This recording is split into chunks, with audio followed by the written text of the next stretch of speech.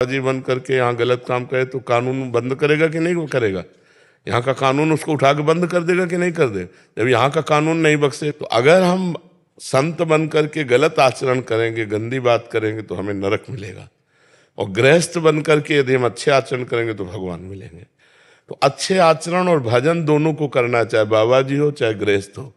अगर अच्छे आचरण और भजन है तो भगवान की प्राप्ति है, चाहे गृहस्थ हो चाहे विरक्त हो। आचरण भ्रष्ट है, भगवान को भजन नहीं, तो कोई भी हो फिर तो दुर्गति है ही। यहाँ भी दुर्गति, वहां भी दुर्गति जी।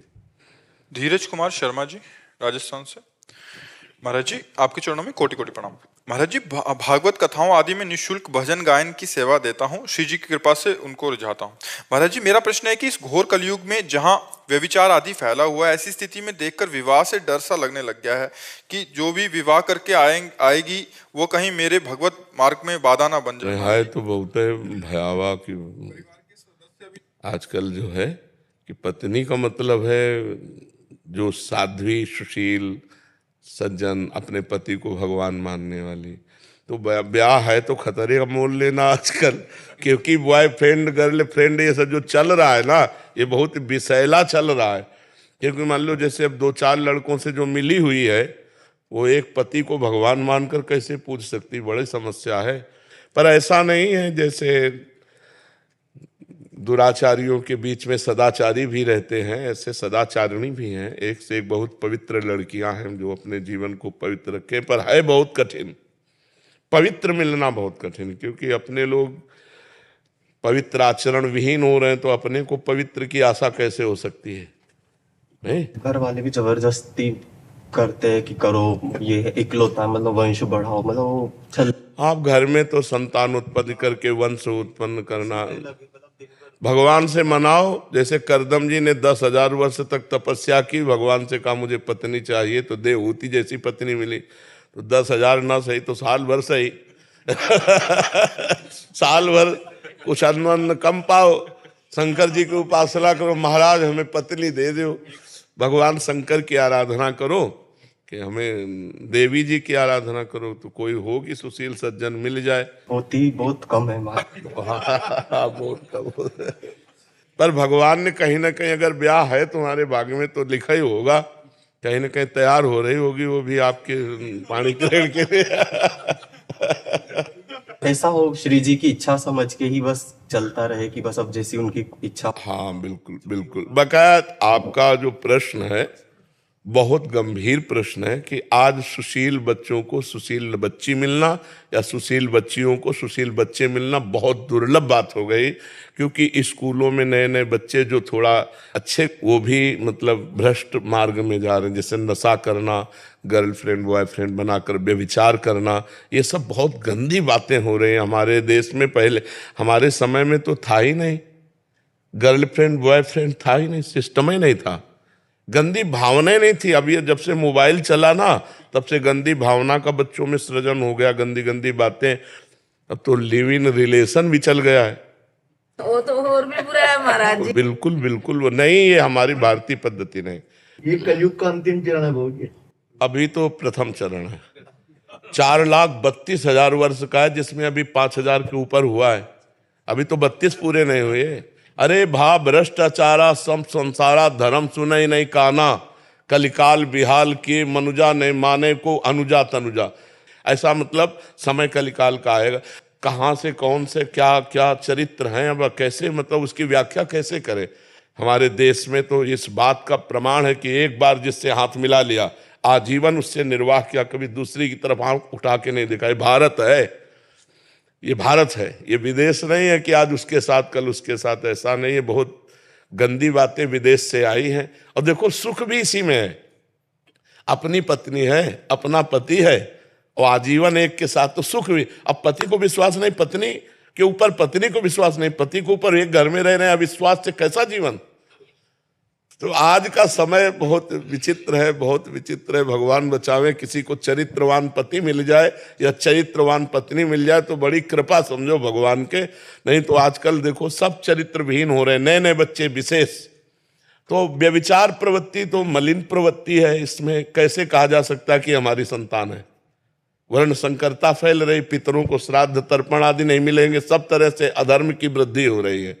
हमें लगता है सुधार करो भाई, जो सुन रहे हो अपने चरित्र को पवित्र रखो, अपने जीवन को महान बनाओ। ये सब गंदी बातों से कोई महान नहीं बनता है। रमेश कुमार वर्मा जी, जयपुर से।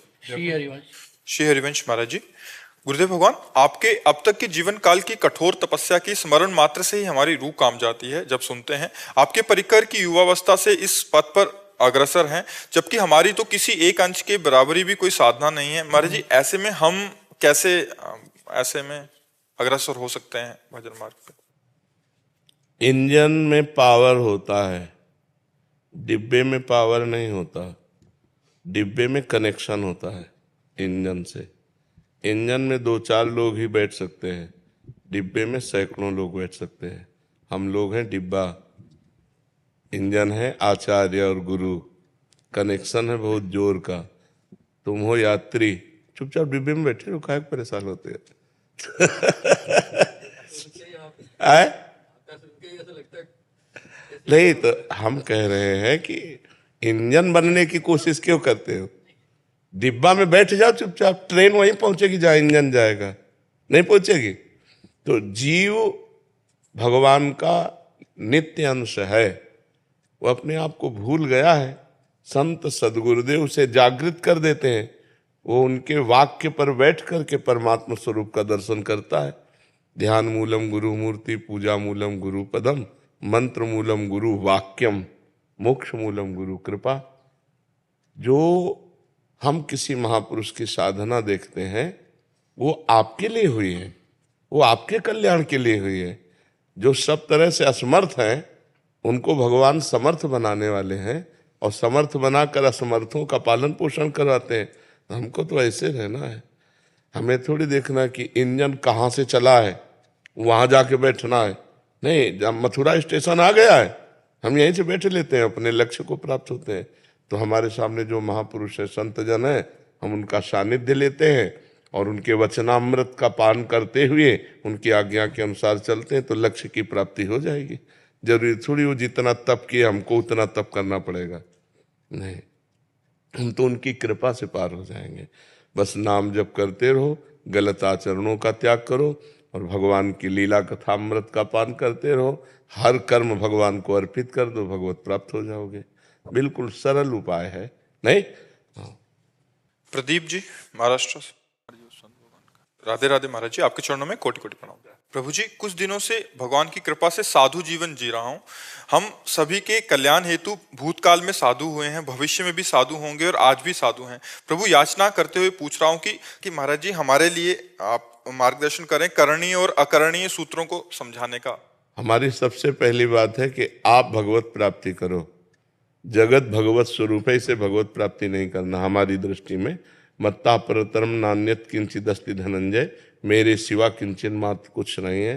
वो सब भगवान पूर्ण परमात्मा ही सब रूपों में बैठा हुआ है, ये हमारी दृष्टि है। अब हमको अपनी दृष्टि इनमें परमात्मा भाव में लाने के लिए किसी माता बहन की तरफ हमारी भोग दृष्टि न हो। सबसे पहले साधु के लिए है कामिनी। अगर सतमार्ग में चलना है तो बांध लंगोटा बचा के इंद्री, कभी न देखा पर नारी। जो काछवाछ मन निश्चल राखे, धनी धनी जननी तेरी रे, नरसिंह मेहता जी कहते। पराई माता बहनों की तरफ कभी भी हमारी काम दृष्टि नहीं हो। अगर काम दृष्टि हो भी जाए तो क्रिया कभी नहीं होनी चाहिए। साधु वेश में सबसे ज्यादा परहेज इसी बात का है। सबसे पहला परहेज कि हमें पूरे आजीवन ये नियम रखना है कि पराई माता बहनों की तरफ हमारी गंदी दृष्टि ना हो। कभी अगर दृष्टि भी गंदी हो जाए, मान लो चूक है, बड़े जन्मों से हम उसी में लगे हुए हैं, तो क्रिया नहीं होनी चाहिए, काम क्रिया ये नहीं होनी चाहिए। दूसरी बात, हमारी वाणी सत्य का ही प्रवचन करे, सत्य ही बोले। भगवान नाम सत्य है, भगवान की लीला चर्चा कथा सत्य है, इसके अलावा मौन रहे। तीसरी बात, हमारी श्रवणेंद्री भगवान की चर्चा ही सुने, विषय चर्चा नहीं। न विषय चर्चा करनी है, न विषय चर्चा सुननी है, और न विषय दृश्य देखने हैं। मोबाइल रखते हो आप, टच वाला रखते हैं। हाँ, बहुत सावधान रहने की जरूरत है, क्योंकि टच मोबाइल और हम एकांत में बैठे हैं, पढ़े हैं, अब मन भजन में नहीं लग रहा तो मन फिर देखने को कहेगा। तो आजकल क्या है कि सीरियल विषयी पुरुषों द्वारा बनाए गए हैं, जो घोर संसारी विषयी पुरुष हैं। अब वो तो मनो आकर्षक के लिए अपना अंग प्रदर्शन भी करते हैं, क्रिया प्रदर्शन भी करते हैं। कोई भी ऐसा सीरियल नहीं है जिसमें अंग प्रदर्शन न हो और क्रिया प्रदर्शन न हो, जिससे मनोवृत्तियां सबकी खींचे। तो विरक्तों के लिए बड़ा खतरनाक खेल है। इसलिए साधु को चाहिए, अब ये कुछ ही वर्ष से चला है, हमें लगता है 25-30 वर्ष से चला होगा मोबाइल। इसके पहले तो हमने नहीं देखा। जी सर, 2003 के बाद आया। हाँ, क्योंकि पहले के साधु महात्मा बिना मोबाइल के पहले काम क्या नहीं चलता था। मान लो गृहस्थों का तो हम मान सकते हैं कि चलो उनके बहुत से व्यापार हैं, बहुत से कार्य हैं। अपने लोगों को एक लाभ मिल सकता है सत्संग का। भाई इतना अगर हमको हो तो सत्संग के लिए यंत्र रख लेना चाहिए बकाया। हमें लगता है मोबाइल से बचना चाहिए साधु महात्माओं को, संतों को, साधकों को। नहीं तो ये बहुत खतरनाक खेल है। मनुष्य है, सबके हृदय है, सब कोई अन्न पाता है तो काम क्रोध लोभ तो आते ही है ना। अब उस समय जब काम वेदना जागृत हुई और मोबाइल बगल में रखा है तो पढ़े लिखे लोग हैं, सर्च कर लिए और भ्रष्ट हो गए। गंदी बातें देखकर, गंदे चित्र देखकर, गंदा दृश्य देखकर हमारे अंदर गंदगी बढ़ेगी। इसलिए हम खुली बात कहते हैं, इतनी सामर्थ्य हो कि केवल सत्संग सुनेंगे, इसके अलावा स्विच ऑफ रखेंगे तो मोबाइल रखो, अन्यथा इसको कूड़ेदाने में फेंक दो। तो ये बात देखना है हमको कि मोबाइल कहीं हमें गलत चरित्रों में न फंसा दे, गलत मार्ग में न ले जाए। तो